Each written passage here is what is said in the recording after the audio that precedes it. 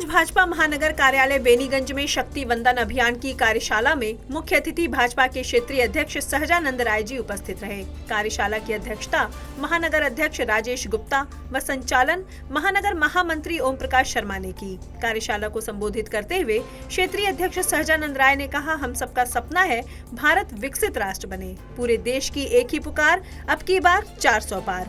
एक बार फिर मोदी सरकार नारे को संकल्प करने के लिए प्राण प्रण से लग जाएं। एक लोकसभा में 5 लाख वोटों से ज्यादा मतों से जीतने के लक्ष्य के साथ काम करना है। आज सपना साकार हुआ।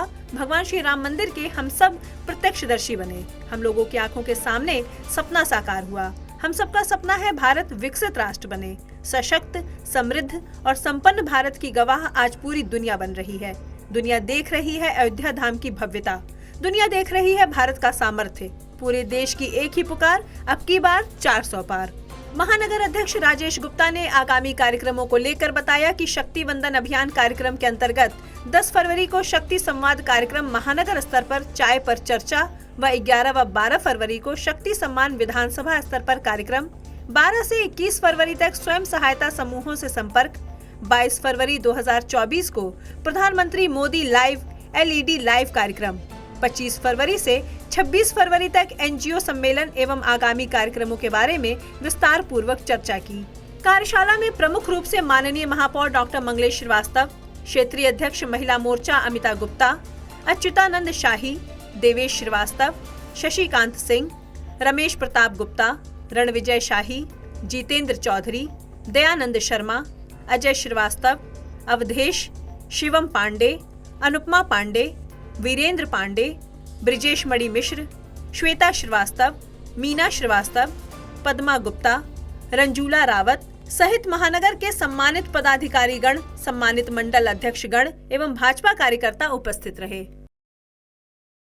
24 के चुनाव को ध्यान में रखकर अपने संगठन के माध्यम से, विभिन्न अभियानों के माध्यम से जनता के बीच में जाने का काम प्रारंभ किया है। उसी के संदर्भ में आज हमारे शक्ति वंदन अभियान ये की जिले महानगर की कार्यशाला है और इस कार्यशाला में हमारे सभी पदाधिकारी नीचे शक्ति केंद्र से लेकर के मंडल से जिले, ऐसे हमने उसकी टोली बनाई है और उनको आज प्रशिक्षित किया है। और इस शक्ति वंदन अभियान के तहत हम आने वाले जितने भी हमारे NGO हैं, स्वयं सहायता समूह हैं और समाज जीवन में काम करने वाले जितने भी NGO उनसे संपर्क करना, उनको भारतीय जनता पार्टी केंद्र और प्रदेश सरकार की जन कल्याणकारी योजनाओं से अवगत कराना और उस अवगत के माध्यम से उनको भारतीय जनता पार्टी के साथ जोड़ना। इस अभियान के तहत भारतीय जनता पार्टी ने कार्यक्रम लिया है। उसी के संदर्भ में आज हमारी ये कार्यशाला रही है और इस कार्यशाला के माध्यम से अलग अलग उसके कार्यक्रम बने हैं। हम 10 फरवरी है, फिर 11, 12, 13 फरवरी है, ऐसे अलग अलग चरण में इस अभियान को हम लोग चलाने वाले हैं। उसी के संदर्भ में आज हमारी ये कार्यशाला रही है और आगे के दिनों में उस कार्यशाला के माध्यम से हम उस अभियान को नीचे तक ले जाने का प्रयत्न करेंगे। 22 फरवरी को प्रधानमंत्री माननीय नरेंद्र मोदी जी सभी ब्लॉक स्तर पर और नगरीय क्षेत्रों में LED के माध्यम से हमारे स्वयं सहायता समूह और NGO से जुड़े हुए उनके प्रमुख लोगों के साथ संवाद करेंगे। ये 22 फरवरी का अंतिम कार्यक्रम शक्ति वंदन का ये कार्यक्रम रहेगा। इस नाते उसकी भी तैयारी हम लोग नीचे तक करके उसमें बड़ी संख्या में हमारे स्वयं सहायता समूह से जुड़े हुए बहनों को, NGO से जुड़े हुए पदाधिकारियों को हम उस संवाद में जोड़ने का काम करेंगे।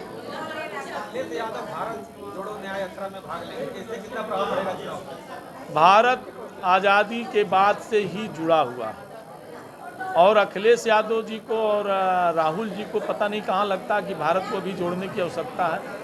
आज माननीय नरेंद्र मोदी जी के कारण पूरा देश एकजुट है, एक मत है और पूरा देश विकसित भारत का जो सपना पाला था उसको पूरा करने के लिए माननीय नरेंद्र मोदी जी के साथ खड़ा है।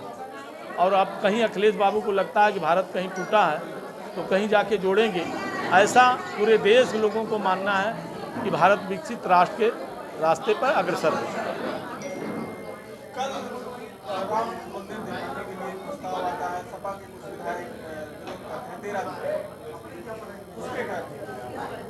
आप सब लोगों ने देखा है कि सबके आस्था का केंद्र केवल भारतीय जनता पार्टी ने हिंदुस्तान के आम जनमानस के आस्था का केंद्र प्रभु मर्यादा पुरुषोत्तम राम लला के जन्म स्थान को लेकर के ये स्वाभाविक तौर पे कि भारत में हम न्यायपालिका का न्याय प्रक्रिया का पालन करने वाले लोग 5 वर्षों से लगातार इस संघर्ष के बाद न्यायपालिका का जो निर्णय आया उसके आधार पर वहाँ रामलला का भव्य मंदिर का निर्माण हुआ और प्रधानमंत्री किसी पार्टी का नहीं हो, प्रधानमंत्री तो सबके हैं और उसका उद्घाटन हुआ और उस समय भी सब लोगों को निमंत्रण गया था। और ऐसे लोग हैं जो लोग जब इतना बड़ा समाज आंदोलित था और उन्हीं हिंदुओं को खून बहाने वाले तो वंशज अखिलेश यादव जी हैं, तो स्वाभाविक तौर पर उनको लगता है कि हम विरोध करके एक वर्ग विशेष का वोट प्राप्त कर लेंगे, तो उनकी पूरी राजनीति वर्ग विशेष को प्रभावित करके या उसको उनके लिए खड़ा होकर के वोट लेने का काम करते हैं। न उनके इस देश के प्रति उनका कोई विचार है, न ये प्रदेश के प्रति कोई विचार है, केवल उनको वोट की राजनीति करने वाले लोग हैं। उन लोगों के बारे में और कुछ नहीं कहा जा सकता।